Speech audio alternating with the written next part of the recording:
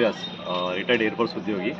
తను రిటైర్ అయిపోయి స్వగ్రామం కొట్లకు వచ్చి స్థిరపడతా అనుకున్న క్రమంలో అతనికి రిటైర్మెంట్ డబ్బులు వస్తాయని తెలిసి తన చిన్ననాటి క్లాస్మేట్ తూపారపు జగదీశ్వర్ మున్సిపల్ ఉద్యోగి వెంటపడి గడ్డోన రామారావు అనే వ్యక్తికి పెద్ద ఎత్తున రియల్ ఎస్టేట్ వెంచర్లు చేస్తాడని నమ్మించి బుకాయించి 5 లక్షల రూపాయలు తీసుకోవడం జరిగింది.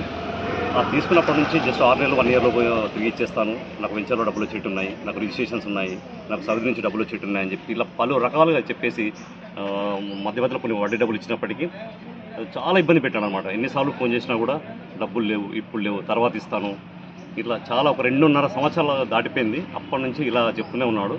అయితే అక్టోబర్ 2024లో మా కుటుంబ సభ్యులు పిలిపించి మాట్లాడడం జరిగింది.